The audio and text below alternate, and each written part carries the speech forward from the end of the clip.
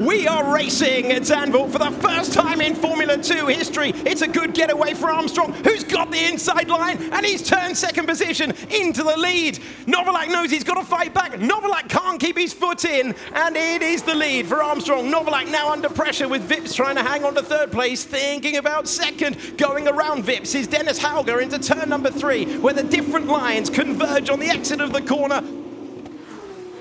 This is the closest thing we've got to a back straight as we head to the stadium section, and Liam Lawson diving to the inside and taking the place. How did they get through that corner?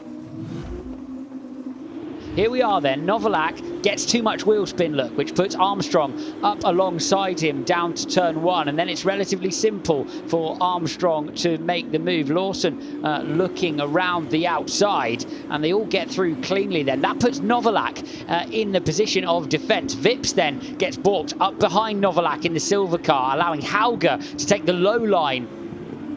Here's how it looked from Vips' perspective as Lawson made that move down the inside of 11. I couldn't do anything. Copy, mate. Copy. It's cool.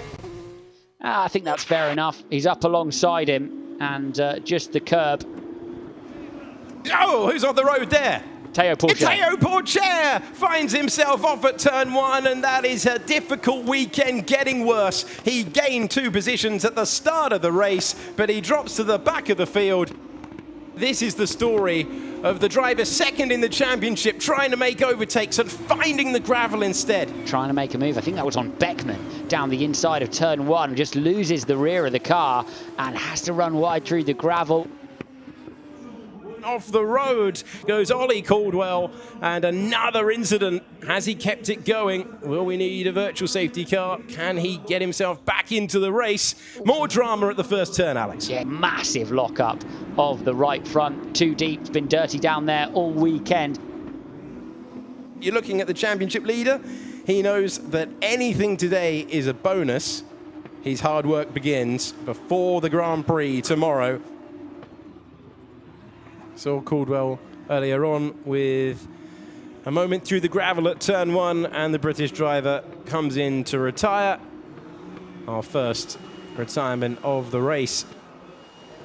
A bit of debris in the path of Jan Daruvala. Yeah, a little bit of debris across the road. A little bit of smoke out of the back of the car as he headed down the inside. It's getting tight now. We're getting some action at the end of this one. This is looking back at Richard Verschoor. This is the moment that P5 nearly slipped away for Juri Vips. And Juri Vips make it, so it's just an unforced error then, made a lockup. You had a screech there a second ago. Yeah, and the yellow flag to associate with it. So who's been off? It's Daruvala, JN Daruvala. You heard the moment before you saw the moment. Looks like it's coming through the mid-corner of turn 8. Did well to keep that going, actually. Sharp work on the clutch. Calderon off the road, and you've got the yellow flag out there as a result, but that looks a beat Charouz to me, and the Colombian driver thumbs up to the marshals, but the safety car is out. That's further around the lap. Yeah, I think it may well be... it's in the mid-corner of turn 2. You're quite correct. Armstrong has bolted, and Armstrong has left Novalak behind. We're heading on to the final lap of the race with the New Zealander getting the getaway he would have dreamt of. Final lap restart, no problem for the race leader. Might be very close behind though as we go on to the final turn, and it's for sure under pressure from Awasa, who's trying to go all the way around the outside and take P6. No need to wonder now as he improves, and the home hero drops down to 7th place. The only change in the opening corners of the last lap. Beautiful move around the outside for Awasa. So brave on the brakes. Cold front tyres would have been so easy to lock up and find yourself out there in the runoff. But Awasa makes his way around the outside, picks up a place. Novalak absolutely sleeping. Left Armstrong to go off into the distance, but Hauger unable so far to take advantage.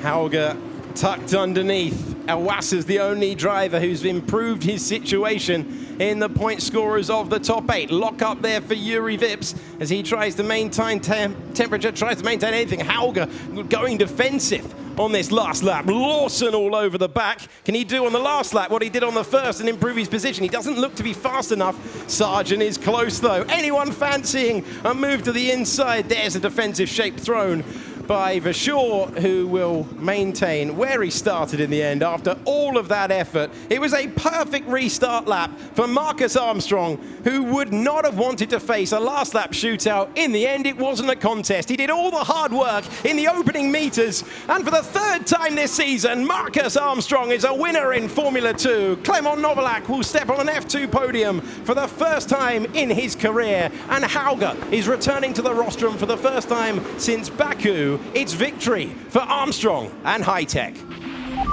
Yes, Marcus. Yes. Very, very comfortable drive. Very good drive. Merci, Alan. Victory number 3, I think. Good job, boys. It was actually quite a hard one. Marcus Armstrong taking the win ahead of Clement Novalak, who steps onto an F2 podium for the first time in his rookie season. Dennis Hauger back up there as well. Important that he returned to the rostrum. Then Liam Lawson, who had a bold pass on Yuri Vips. That's how he took P4. Awasa improved on the last lap up to 6th place ahead of Richard Verschoor. Last point scorer was Logan Sargent. Jack Doohan in 9th, and now it's an extra point for Felipe Dragovic, thanks to being in the top 10. That fastest lap point counts for him. If it wasn't one to remember today, we should be in for fireworks tomorrow. Thanks for your company all the way through. We'll see you tomorrow when FIA Formula 2 returns.